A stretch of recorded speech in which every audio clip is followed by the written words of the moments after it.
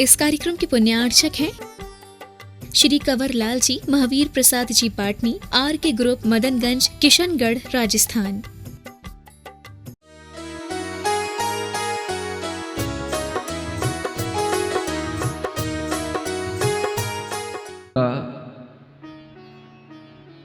इस लोक में अपना जो महात्म्य है, जिसे महिमा कहते हैं, वो अपने आप में अद्भुत होती है। अनेक जीव संसार में मुक्ति को प्राप्त करने के अधिकारी बन जाते हैं, अरिहंत भी बनते हैं, सिद्ध भी बनते हैं, लेकिन सभी तीर्थंकर नहीं कहलाते। केवली भगवान होना अलग बात है और उनके आगे एक विशेषण लगना, तीर्थंकर केवली, ये अपने आप में एक विशिष्ट बात है। केवली भगवान बहुत अधिक हो सकते हैं, होते हैं। जो केवल ज्ञान को प्राप्त हो जाएं, उन्हें हम केवली भगवान कहते हैं। ऐसे केवली भगवान अनेक क्षेत्रों में तीर्थंकरों की बाद भी होते रहते हैं। भगवान ऋषभदेव के बाद अनेक अनेक जीव अरिहंत बनकर के मोक्ष गए, अनेक अनेक जीव सिद्ध बने, लेकिन तीर्थ जो चलेगा वो भगवान ऋषभदेव का चलेगा, जब तक कि कोई दूसरे तीर्थंकर उत्पन्न न हो जाए। आप विचार करें कि कितना यह बृहत काल है, कितना बड़ा यह काल है, जिसे हम 6 कालों के रूप में विभाजित करके आपको कभी कभी बताते हैं। और उन 6 कालों में ही निरंतर यह परिवर्तन चलता रहता है। जहां हम इस भरत क्षेत्र में रहते हैं, वहां पर जब काल चक्र की शुरुआत होती है तो वह शुरुआत तो कहने में आती है, लेकिन चक्र की कभी शुरुआत होती नहीं है, क्योंकि चक्र उसी का नाम है जो हमेशा चलता रहे। परिवर्तन जब हमें दिखाई देता है कुछ नए रूप में, तो हम उसे एक शुरुआत कहते हैं। इसी तरह से कर्म भूमि का प्रारंभ कहा जाता है। तो कर्म भूमि जब प्रारंभ होती है तो वहां से ये तीर्थंकरों का होना शुरू होता है। बहुत से लोग अभी भी इस तरह की तथ्यपूर्ण बातों में स्पष्ट रूप से अपने अंदर एक समाधान नहीं रख पाते हैं और विचार करते हैं कि जब तीर्थंकर नहीं थे, आदिनाथ भगवान नहीं थे, तो उससे पहले यहां पर क्या जीवन था, क्या सृष्टि थी, वो भी आपको जान लेना है। जब यहां पर आदिनाथ भगवान का जन्म नहीं हुआ था, उससे पहले यहां पर भोग भूमि थी। कर्म भूमि के प्रारंभ में आदिनाथ तीर्थंकर ने जन्म लेना प्रारंभ किया और उसके बाद में वह कर्म भूमि बहुत लंबे समय तक चली। लेकिन उससे पहले क्या था, तो धर्म नहीं था, केवल भोग भूमि होती है। भोग भूमि का मतलब होता है कि केवल पति पत्नी के रूप में एक युगल होना, कोई पुत्र आदि नहीं होना, कोई संतान नहीं होना और कोई रिश्ते नाते नहीं होना। केवल अपना एक जीवन, एक दंपति का, युगल का एक जीवन जीना, और उस जीवन को जीने के लिए भी किसी भी प्रकार की मेहनत नहीं करना, कोई व्यापार नहीं करना, कोई खेती नहीं करना, किसी भी तरह के कोई भी शिल्प आदि भी नहीं बनाना, किसी की नौकरी भी नहीं करना। सब अपने अपने आप में समर्थ, अपने अपने आप में पूर्ण, और सब अपने आप में प्रसन्न खुश रहने वाले लोग होते हैं। कल्प वृक्षों के माध्यम से उनका जीवन चलता है। जो भी उन्हें जीवनोपयोगी सहायक सामग्री चाहिए पड़ती, वो उन्हें कल्प वृक्षों से उपलब्ध होती है। किसी भी तरह की उन्हें कोई मेहनत नहीं करनी पड़ती। इसका नाम है, इस भोग भूमि के समापन के बाद में प्रारंभ होती है कर्म भूमि, और इस तरह से यहां पर ये चक्र चलता रहता है। भरत क्षेत्र में, ऐरावत क्षेत्र में इस तरह के परिवर्तन होते हैं और अभी हम जिस कर्म भूमि में चल रहे हैं वह कर्म भूमि भी पंचम काल के रूप में हमारे सामने है, क्योंकि 6 कालों के रूप में यह सारा का सारा काल चक्र विभाजित रहता है। पहला, दूसरा और तीसरा काल भोग भूमि का होता है, और चौथा, पांचवा काल ये कर्म भूमि का होता है। छठवां काल तो धर्म कर्म सबसे रहित होता है। इस तरह से ये 6 काल एक घटते हुए क्रम में होते हैं तो अवसर्पणी काल कहलाते हैं, और जब बढ़ते हुए क्रम में होते हैं तो उत्सर्पणी काल कहलाते हैं। और ये काल का चक्र निरंतर चलता रहता है। इसलिए जब भी कभी आपको ऐसा प्रश्न आए कि धरती पर जीवन कब से शुरू हुआ, इससे पहले क्या था, इससे पहले क्या था, तो आप इस काल चक्र को ही ध्यान में ले आना। अवसर्पणी काल चल रहा है, जब ये पूरा हो जाएगा तो फिर उत्सर्पणी काल प्रारंभ होगा, और फिर वह छठवें से पांचवा, चौथा, तीसरा इस तरह से होता होता वह भी दूसरा पहले काल तक जाएगा। यानी कर्म भूमि से शुरू होकर के ये भोग भूमि तक बढ़ते हुए जाएगा, और फिर जो है वह भोग भूमि से घटते हुए फिर कर्म भूमि तक आएगा। इस तरह से ये अवसर्पणी काल और उत्सर्पणी काल का ये चक्र चलता रहता है, और उस चक्र में हम सभी पिसते रहते हैं। चक्र चलेगा तो चकिया में कोई ना कोई तो पिसेगा ही, खाली चकिया तो चलती नहीं। कौन पिस रहा है उसमें? तो संसारी प्राणी उस काल चक्र में पिसता रहता है। और इस तरह के इस काल चक्र के कारण से इस संसारी प्राणी का परिणमन जैसा होता है उसी अनुसार वह उसी काल में जन्म लेता है। अब काल शुरू हुआ भोग भूमि से कर्म भूमि का, तो अब भोग भूमि में जैसे पुण्यवान जीव रहते थे वैसे जीव अब इस कर्म भूमि में उत्पन्न नहीं होंगे। और कर्म भूमि में भी जब काल शुरू हुआ था चतुर्थ काल, तो उस समय जैसे पुण्यवान जीव रहते थे वो इस पंचम काल में नहीं होंगे। और आज इस पंचम काल में जितने पुण्यवान जीव हैं वो जब छठवां काल शुरू हो जाएगा तो आगे छठवें काल में वो भी पुण्यवान जीव नहीं बचेंगे। ये सभाएं नहीं लगेंगी छठवें काल में। धर्म का नहीं होना भी अपने आप में ये बताता है कि धर्म का उपदेश नहीं, धर्म तीर्थ नहीं, धर्म ग्रंथ नहीं, धर्म गुरु नहीं, धर्म के आयतन नहीं। आपको 1-2 दिन पहले कहा था कि बीच में कुछ तीर्थंकरों के तीर्थ का विच्छेद हुआ। समझने की कोशिश करें कि तीर्थ विच्छेद का मतलब ही होता है कि वहां पर अब धर्म के कोई भी कार्य नहीं होंगे, बस आदमी होंगे अपना जीवन जी रहे होंगे। कर्म भूमि के रूप में भी अपना कर्म करेंगे, जीवन जिएंगे, लेकिन किसी भी तरह से मंदिरों में जाना, धर्म करना, पूजा करना, आत्मा परमात्मा की बात सुनना समझना, इस तरह की कथाएं होना, चर्चा होना, मुनियों का आश्रय मिलना, ये कुछ नहीं होगा। इसी का नाम है धर्म तीर्थ का विच्छेद हो जाना।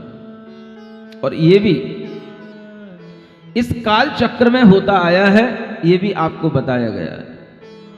इस तरह से जब यह काल चक्र हमारे लिए चलता रहता है तो हम उस काल चक्र के एक अंदर जीने वाले एक मनुष्य बने रहते हैं, और उन मनुष्यों में भी हमारा कहां से आगमन हो, कहां पर गमन हो, इस बात का भी कोई भी भरोसा नहीं होता है। आप यहां बैठे हैं, इस जन्म में यहां बैठे हैं, अगले जन्म में कहां होंगे, और जहां होंगे वहां पर अगर मान लो देवों की आयु चल रही है तो असंख्यात वर्ष बीत जाएंगे, सारे काल बीत जाएंगे। जब आपका फिर कहीं से आगमन होगा तो उस समय पर यहां पर भोग भूमि भी हो सकती है, कर्म भूमि भी हो सकती है, कुछ भी हो सकती है। इस काल चक्र को अगर हम समझने लग जाएं तो हमें समझ में आएगा कि सृष्टि का किस तरह से क्रम चलता है और कैसे जीवों की उत्पत्ति होती है। अगर हम आज इस पंचम काल में जी रहे हैं तो इसका मतलब ये नहीं कि काल हमें जिला रहा है। हमारा पुण्य इतना ही था कि हम इस पंचम काल में होने योग्य मनुष्य बन पाए। इतना पुण्य नहीं था कि हम तीर्थंकरों की तरह वज्र वृषभ नाराज सेनन को धारण करने वाले होते, उनकी तरह अपार शक्ति वाले होते और उसके माध्यम से हम शुक्ल ध्यान आदि करके केवल ज्ञान को उत्पन्न करते। ऐसा सहनन हमारे पास नहीं, ऐसा शक्ति हमारे पास नहीं। और इस काल में जो भी जीव जन्म लेंगे उनके लिए वह शक्ति, वह सेनन होगा ही नहीं जो शुक्ल ध्यान के योग्य होता है। आप सोचेंगे कि फिर जो पुण्यवान जीव है वो इस समय पर फिर कहां जन्म लेंगे? मान लो स्वर्गों में जिनकी आयु पूरी हो रही है, अन्यत्र भी जिनकी आयु पूरी हो रही है, वो अगर मनुष्य बनना है तो वह पुण्यवान जीव कहां पर जाकर के मनुष्य बनेंगे? तो उनके लिए विदेह क्षेत्र हमेशा खुला रहता है। वो कहां जन्म लेंगे? वो विदेह क्षेत्रों में जाकर के जन्म लेंगे, और उन विदेह क्षेत्र में जन्म लेने के बाद में उनके लिए कल्याणक के साथ भी मोक्ष होने का अवसर मिल सकता है, और बिना कल्याणक के भी मोक्ष होने का अवसर मिल सकता है। आपको एक बार और भी बताया था, बार बार बताने से ही आपको कुछ याद रह पाता होगा, ऐसा मुझे समझ में आता है कि ऐसे भी तीर्थंकर होते हैं जो 2 कल्याणक वाले होते हैं, ऐसे भी तीर्थंकर होते हैं जो 3 कल्याणक वाले होते हैं, और यहां जो आप तीर्थंकर देख रहे हैं वो 5 कल्याणक वाले देख रहे हैं। भरत क्षेत्र में और ऐरावत क्षेत्र में हमेशा 5 कल्याणक वाले ही तीर्थंकर होते हैं। अगर 2 और 3 कल्याणक वाले तीर्थंकर मिलते हैं तो वो हमें विदेह क्षेत्र में मिलते हैं। वहां 5 कल्याणक वाले भी हो सकते हैं, 3 कल्याणक वाले भी हो सकते हैं, और 2 कल्याणक वाले भी हो सकते हैं। वह विदेह क्षेत्र की व्यवस्था अपने आप में अलग है। वहां पर हमेशा चतुर्थ काल ही चलता है, वहां पर काल का परिवर्तन भी होगा तो चतुर्थ काल के ही चक्र में चलेगा। लेकिन भरत क्षेत्र और ऐरावत क्षेत्र में जो परिवर्तन होता है वह पहले से लेके 6वां काल और 6वें से लेके फिर पहला काल, इस तरह का यह काल चक्र चलता है। और यह काल चक्र की व्यवस्था आपको एक बार अगर समझ में आ जाए तो बहुत सारी समस्याएं आपके दिमाग की सुलझ सकती हैं। ये समझना जरूरी है। हम तीर्थंकरों के बारे में भी सुन लेते हैं, लेकिन फिर भी हमारे मन में कहीं ना कहीं शंकाएं बनी रहती हैं कि आखिर इस काल चक्र का प्रारंभ कहां से होता है। आपका दिमाग जब भी इस तरह के चक्कर में पड़े तो सोचना कि अगर कोई स्फीयर के रूप में कोई चीज है, कोई राउंड फिगर के रूप में कोई चीज है, तो उसके लिए हम ये नहीं कह सकेंगे कि ये कहां से शुरू हुई है। चक्र का मतलब ही होता है जिसका कोई इनिशियल पॉइंट नहीं है उसी का नाम चक्र होता है। समझ आ रहा है ये बात? इस तरह से आप अपने लिए आर्ग्यू नहीं करना कि हम अगर कहीं पर भी कोई चक्र बनाते हैं तो कहीं तो हम पॉइंट से शुरू करते हैं। वो आप करते हो इसलिए पॉइंट से शुरू होता है, लेकिन जो ये चक्र सृष्टि के चलते रहते हैं, अनादि काल से चलते रहते हैं, इनके कोई पॉइंट नहीं होते हैं, इनका कोई बिगिनिंग पॉइंट नहीं होता है। ये चक्र हैं, चल रहे हैं, और इन चक्र के बीच में हम जी रहे हैं। कभी हम चतुर्थ काल में भी जन्म लेके जिए हैं, कभी हम पंचम काल में भी जन्म लेके जीते हैं, कभी हमारे सामने ऐसा भी हीन पुण्य हो सकता है कि हम 6वें काल में भी जन्म लेकर के जिए। ये सब पुण्य और पाप के फल से हमें वहां वहां उत्पत्ति होती है जहां जहां पर इस तरह का क्षेत्र होता है, जहां जहां पर आपके अनुकूल वह क्षेत्र उत्पत्ति के योग्य होगा। और इस तरह के काल चक्र में जब हम देखते हैं तो अनेक तीर्थंकर हो गए। चतुर्थ काल जिसे हम कहते हैं वो असंख्यात वर्षों का काल है, और उस असंख्यात वर्ष के काल में गिने चुने इंगलियों पर गिनने वाले लोग हुए जिन्हें हमने क्या कहा, 24 तीर्थंकर।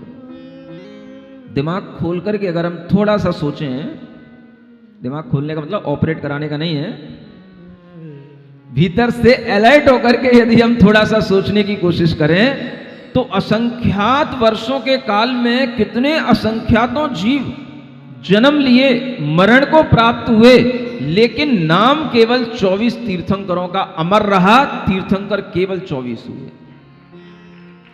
यह एक बहुत बड़ी बात है। अनेक अनंत सिद्ध हो गए, असंख्यातों सिद्ध हो गए, लेकिन वो तीर्थंकर सिद्ध नहीं हुए, वो सामान्य केवली सिद्ध कहलाएंगे। वो सामान्य केवली हुए, लेकिन तीर्थंकर केवली केवल और केवल 24। इतनी अपार जनसंख्या में असंख्यात वर्षों से चली आ रही एक कोड़ा कोड़ी सागर का चतुर्थ काल होता है, 42,000 वर्ष कम।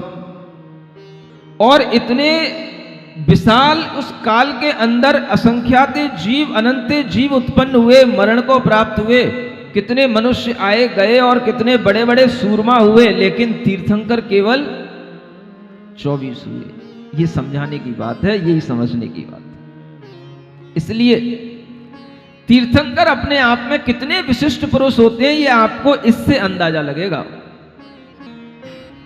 तीर्थंकर के अलावा अनेक सिद्ध होते हैं, वो सभी सामान्य केवली कहलाते हैं। केवली कई प्रकार के होते हैं, उनमें कुछ तीर्थंकर केवली होते हैं, कुछ सामान्य केवली होते हैं, कुछ उपसर्ग केवली होते हैं। उन्हें एक अलग टाइटल दिया जाता है, उपसर्ग केवली, जिन्हें उपसर्ग से केवल ज्ञान प्राप्त हो। जैसे पारसनाथ भगवान, ये कौन से केवली हैं? उपसर्ग केवली हैं। उपसर्ग होने के बाद इनके लिए केवल ज्ञान की प्राप्ति हुई, इसलिए इनका नाम तीर्थंकर केवली में भी आएगा और उपसर्ग केवली में भी आएगा। ऐसे ये उपसर्ग केवली होते हैं। एक अंतःकृत केवली होते हैं। कौन से? अंतःकृत का मतलब होता है अंतर मुहूर्त में ही केवल ज्ञान प्राप्त करके मोक्ष को प्राप्त हो जाएं। अंतर मुहूर्त ही केवल ज्ञान के बाद में जो जी पाएं और उन्हें मोक्ष हो जाए, उनको बोलते हैं अंतःकृत केवली। किसी उपसर्ग से जिनका शरीर जल गया हो, नष्ट भ्रष्ट हो गया हो, उन्हें केवल ज्ञान की प्राप्ति हुई और उसके तुरंत बाद उनको मोक्ष हो जाए, जैसे गज कुमार मुनि के लिए कहा जाता है। ये अंतःकृत केवलियों में ऐसे पांडव हैं जो 3 पांडव मोक्ष को प्राप्त हुए, ये अंतःकृत केवली कहलाते हैं। इनका शरीर इतना जल गया कि केवल ज्ञान होने के बाद कुछ बचा नहीं और ये तुरंत ही मोक्ष को प्राप्त हो गए। इनको हम कहेंगे तो अंतःकृत केवली की संज्ञा में रखते हैं। एक और केवली होते हैं, एक अलग विशेषण के साथ उन्हें कहा जाता है, जिन्हें हम मूक केवली कहते हैं। मूक केवली का मतलब होता है कि केवल ज्ञान होने के बाद जो बोलते नहीं है, उपदेश नहीं देते हैं। केवल ज्ञान होने के बाद में तीर्थंकरों का बोलना ही नियामक होता है, लेकिन अन्य किसी केवली का बोलना आवश्यक नहीं है। और अगर जो बोलते ही नहीं है, उनके लिए कहा जाता है मूक केवली। एक होते हैं अनुबद्ध केवली। अनुबद्ध केवली का मतलब केवली की परंपरा नियम से चलती रहे। जैसे महावीर भगवान के बाद में गौतम स्वामी हुए, गौतम स्वामी के बाद सुधर्मा स्वामी हुए, उसके बाद में अंतिम केवली जम्बू स्वामी हुए। एक के बाद एक होते गए और ये केवल ज्ञान की परंपरा एक भी दिन छूटी नहीं कि इस धरती पर केवल ज्ञानी महावीर भगवान के बाद न हुए हों। तो इन केवलियों को कहा जाता है अनुबद्ध केवली। गौतम स्वामी, सुधर्मा स्वामी, जम्बू स्वामी, आपकी मथुरा जो यहीं से पास में है, जो ये जम्बू स्वामी के नाम से जानी जाती है, जहां से वो मोक्ष गए हैं, वह अंतिम अनुबद्ध केवली कहलाएंगे। क्या कहलाए? अनुबद्ध केवली। अनुबद्ध माने परंपरा के साथ में जो बने रहे, और बिना परंपरा के तो बीच में बहुत से हुए, बाद में भी बहुत से और मोक्ष को प्राप्त होते रहे, लेकिन वह उस क्रम में नहीं आए, इसलिए उनका नाम जो क्रम में आए उन्हें कहा गया अनुबद्ध केवली। ऐसे ये केवल ज्ञानियों की परंपराएं अनेक तरह के केवलियों के माध्यम से इस तरह से चलती रहती हैं। और आज भी हम देख रहे हैं कि अगर ये धर्म तीर्थ आज भी चल रहा है तो केवल ज्ञानियों के अभाव में भी चल रहा है, लेकिन आचार्य, उपाध्याय और साधु परमेष्ठी के माध्यम से आज इस पंचम काल में भी धर्म के साथ में यह धर्म तीर्थ चल रहा है। यह धर्म तीर्थ अभी भी हमारे लिए पुण्य का कारण है और पुण्यवान जीव ही इसका सेवन कर पाते हैं। बाकी तो सब काल चक्र में पड़े रहते हैं, सोचते रहते हैं क्या होता है ये धर्म करने से। कितने ही आपके घर के बच्चे हैं जो पूछते रहते हैं क्या कर लेते हो धर्म करके। अगर घर में कहीं कोई विसंगतियां हैं, किसी प्रकार के धन आदि के अभाव हैं, किसी तरह के माता पिता को रोग हैं, किसी भी तरह की परेशानियां हैं, तो आज के बच्चों को बहुत जल्दी एक माहौल बनाने का उनके अंदर एक मूड बन जाता है। रोजाना तो मंदिर जाते थे, फिर भी बीमार पड़ गए, फिर भी कोरोना हो गया। रोजाना तो मंदिर जाती थी, पूजा करती थी, 10-10 बजे आती थी, मना करते थे मत जाओ, इतनी पूजा मत किया करो, क्या हो गया तुम्हारी पूजा से? समझ आ रहा है? अगर किसी के लिए माता पिता का अभाव हो गया उस कोरोना काल में तो और आफत। क्या किया, क्या मिला हमें पूजा करने से, क्या मिला हमें पारस कथा सुनने से, क्या मिला हमें धर्म करने से? ऐसे विचार जब आते हैं तो हमें ये पता तो पड़ जाता है कि इन बच्चों में कोई धर्म का ज्ञान तो नहीं है। ये एक ऊपरी ज्ञान से इस तरह की अपनी मानसिकता बना लेते हैं। लेकिन जिन बच्चों में धर्म का ज्ञान होता है वो जानते हैं इस बात को कि संसार में जो आया है वो जाता है। कोई जल्दी चला जाता है, कोई अपने टाइम से जाता है, कोई किसी कारण से चला जाता है, कोई अकारण भी चला जाता है, लेकिन जो आया है वो जाएगा। हर व्यक्ति अपने अपने पुण्य और पाप का फल भोग करके जाता है। अब उसी पुण्य और पाप के फल में जिसके लिए जिस समय पर जिस तरह के कर्मों का फल मिल गया उसके लिए वैसा फल भोगने में आ गया। अब इसी कोरोना के निमित्त से ही कितने लोगों के लिए अकाल मृत्यु हो गई। क्या कर सकोगे? अकाल मृत्यु के कारण क्या है ये हमें पता नहीं है, लेकिन हमें अगर किसी चीज पर आक्षेप देना है तो उसका नाम है धर्म। हम आक्षेप किस पर देते हैं? सबसे पहले धर्म पर। अकाल मृत्यु किन्हीं कारणों से हो सकती है। कोई भी बेटा ये नहीं कहेगा कि किसी डॉक्टर की नासमझी के कारण से पिताजी की डेथ हो गई, गलत इंजेक्शन लगने के कारण से डेथ हो गई, ट्रीटमेंट सही समय पर सही नहीं दिया जाने के कारण से डेथ हो गई। कुछ नहीं। डेथ होने के बाद में सिर्फ एक ही बात सामने आएगी, इतना पुण्य करते थे, इतना दान करते थे, इतनी पूजा करते थे, फिर भी पिताजी क्यों चले गए, उनको क्यों नहीं बचा पाए, कोई भगवान ने क्यों नहीं सुना? जब भगवान अपने ही ऊपर होने वाले उपसर्गों में अपने को नहीं बचाते हैं तो तुमको क्यों बचाएंगे? किसको कौन बचाता है? हमें ज्ञान होना चाहिए कि भगवान को बचाने का काम नहीं है, भगवान हमें बचाते नहीं है।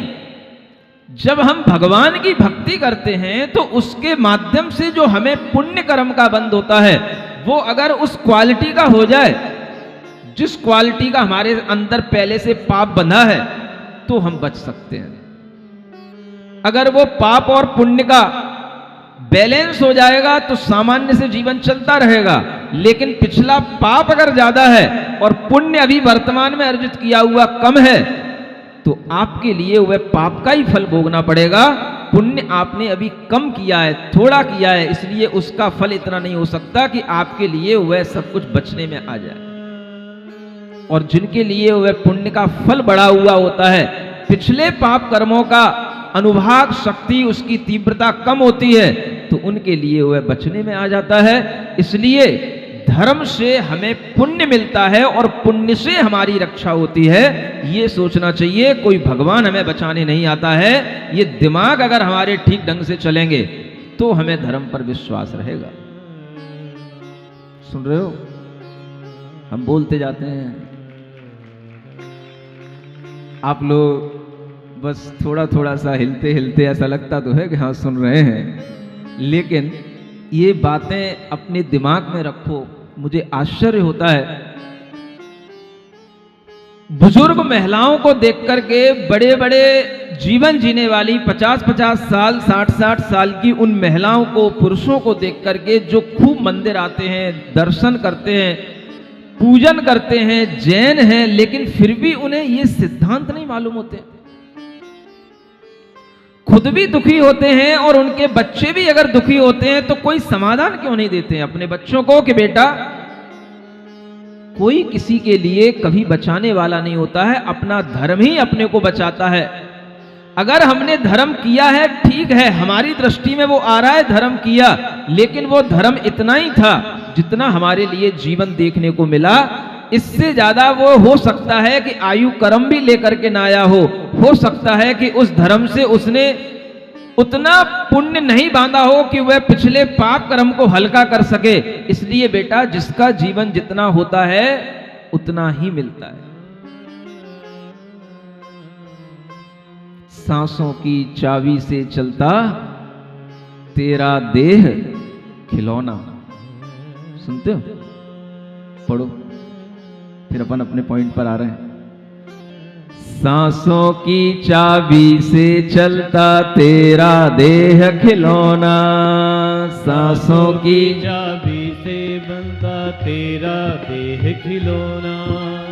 बच्चों सा ये खेल सदा ही तुझको लगा सलोना, बच्चों सा यह खेल तुम्हें ही सदा लगा सलोना। समय मिलाना आत्म ध्यान का, समय मिलाना आत्म ध्यान का। अब मृत्यु आई, अरिहंतों की प्रतिमाओं का ध्यान धरो भाई, अरिहंतों की प्रतिमाओं का ध्यान धरो भाई। कोई भी ना करे जिसे वो काम करो भाई, कोई भी ना करे जिसे वो काम करो भाई। कोई भी ना करे जिसे वो काम करो भाई। कुछ काम ऐसे करो जो दुनिया में हमने अभी तक ना किए हों। और वह काम क्या हो सकता है? आपके लिए अभी जो काम मिल रहा है 1 घंटे का, ये तो काम है ही, लेकिन अब इसको कम से कम 12 घंटे में कन्वर्ट करो। इतने दिन हो गए हैं आपको सुनते सुनते, अब आपको थोड़ा सा अपने लाइफ में प्रैक्टिकल भी करना है। धर्म को सही मायने में इत्मीनान से बैठ करके शांति से सुनना है। और ये धर्म के जो 10 दिनों में अगर हम अच्छे ढंग से बीज वपन कर लेंगे तो यही हमारे लिए वो समय होता है कि जब यही धर्म के बीज हमारे लिए फलते हैं तो समय पाकर के यही उस रूप में फलते हैं जब हमें हर तरीके से इस धर्म के माध्यम से रक्षा होती है, इस धर्म के माध्यम से हमें सहारा मिलता है और हम एक अच्छा जीवन जीना सीख पाते हैं। जिस समय पर जो काम होना चाहिए अगर वो उस समय पर होगा तो उसी का लाभ सबसे ज्यादा होता है। साल भर में आपके लिए केवल धर्म के 10 दिन ही आते हैं, बाकी के 350 दिन 55 दिन कोई धर्म के नहीं होते हैं। वो तो आप काम चलाऊ काम करते हैं। आप ये सोचें कि आप हमेशा अपने आप में कुछ ना कुछ बहाना लेकर के आगे बढ़ते हैं, लेकिन वह बहाने भी आपको कभी उस मंजिल तक नहीं पहुंचा सकते जहां आपको पहुंचना है। अगर आपके लिए धर्म के बहाने होंगे तो आप कभी भी अपने अंदर वह चीज नहीं महसूस कर पाएंगे जो धर्म के माध्यम से होती है। और इस बात आपको धर्म के माध्यम से कैसे सुख मिलता है, इस बात पर विश्वास दिलाया जाएगा। क्या सुना? अभी तो आपने धर्म का मतलब पूजा करने गई थी दादी मम्मा, मानी मम्मी पूजा करके आ गई, व्रत कर लिया, समझ आ रहा है? ये धर्म है कि नहीं इसको भी समझा जाएगा। और अगर ये धर्म है तो इससे हमें सुख मिल रहा है कि नहीं इसको भी हम समझेंगे।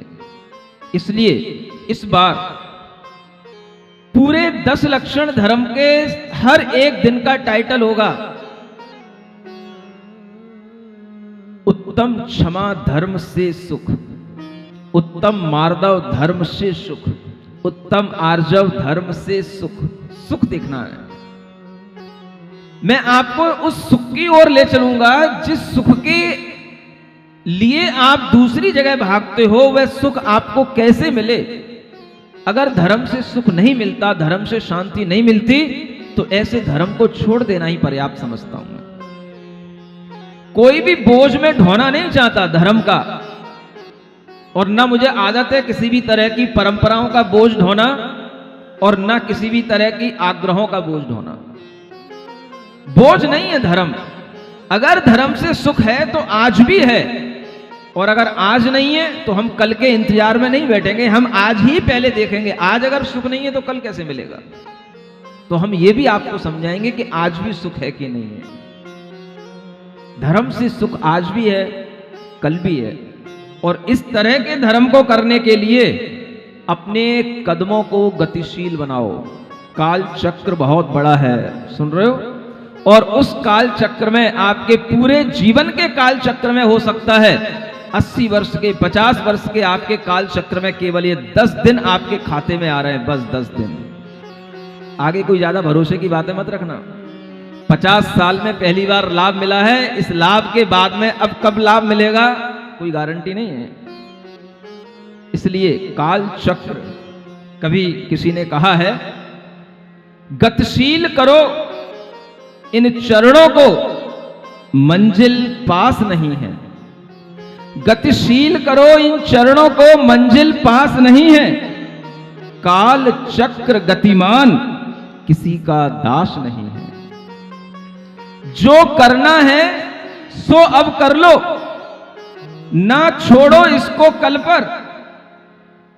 कल आवे या ना आवे इसका विश्वास नहीं है काल चक्र गतिमान, किसी का दास नहीं है। गतिशील करो इन चरणों को, मंजिल पास नहीं है। तेरे मेरे मैं पढ़ करके मानव क्यों जन्म गंवाता है? तेरे मेरे में पढ़ करके मानव क्यों जन्म गंवाता है? तू चेत अरे इंसान, समय तेरे पास नहीं है।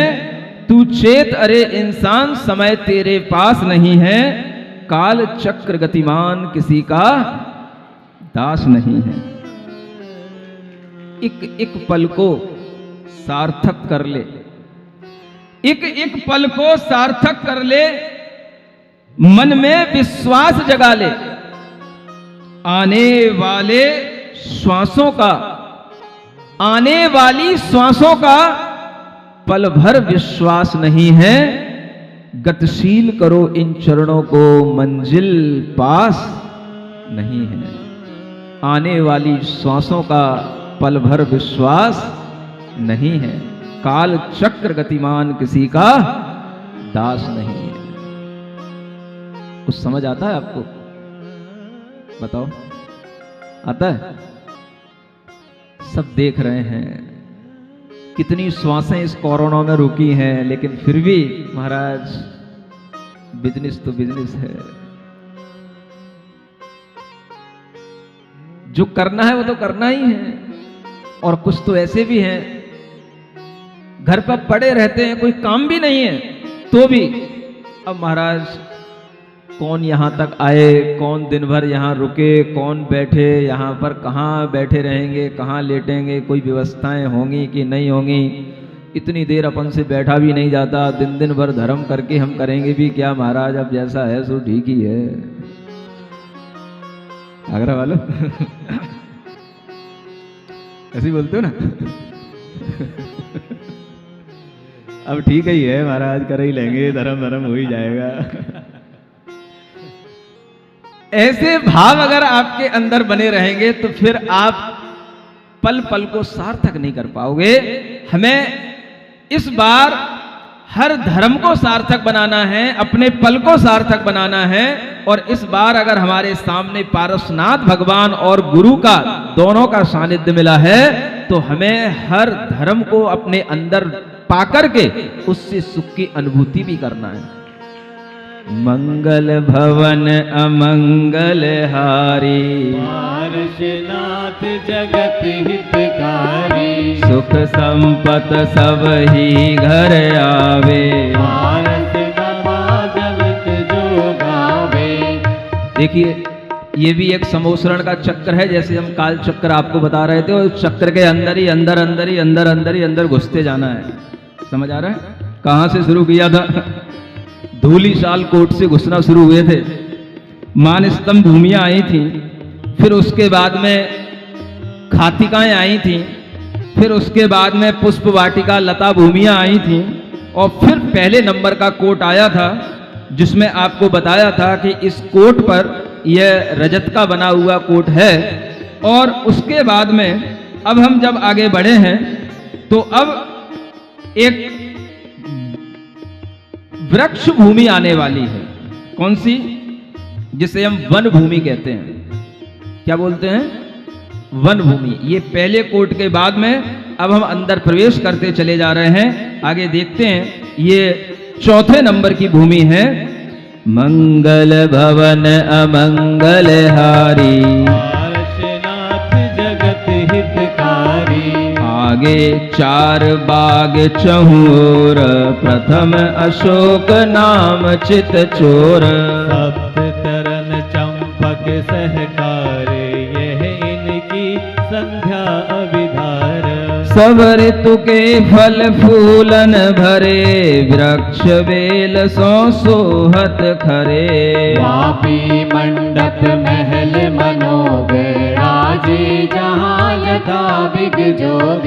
चैत वृक्ष चारों वन माही, मध्य भाग सुंदर छवि छाई। जिन मुद्रा मंडित मन हरे, सुर नर नित पूजा विस्तरे। बाग ओट बेकी चहुर, चार द्वार मंडित छवि जोर। अब इस वन में दीते सही, गढ़ पर जलत गली जे रही। क्या कर रहे हो? कहाँ जा रहे हो? जब आप उस पहले कोट से आगे बढ़े तो अनेक गलियों से होते हुए, जहाँ पर तोरण द्वारों के पास में नृत्यांगनाएं नृत्यशालाओं में नृत्य कर रही हैं, अनेक धूप घट भी रास्ते में रखे हुए मिले। और जब आगे बढ़े तो हमें वन भूमि मिली, जिसमें चारों दिशाओं में चार बाग हैं।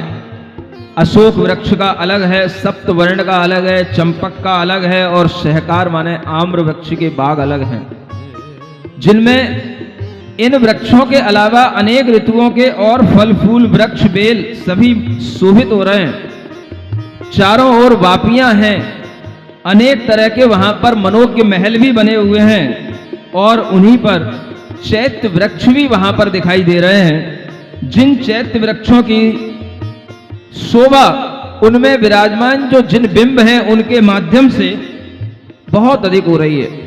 और उन चैत्य वृक्षों पर जो जिन बिंब हैं, उनकी पूजा भी मनुष्य करते हैं।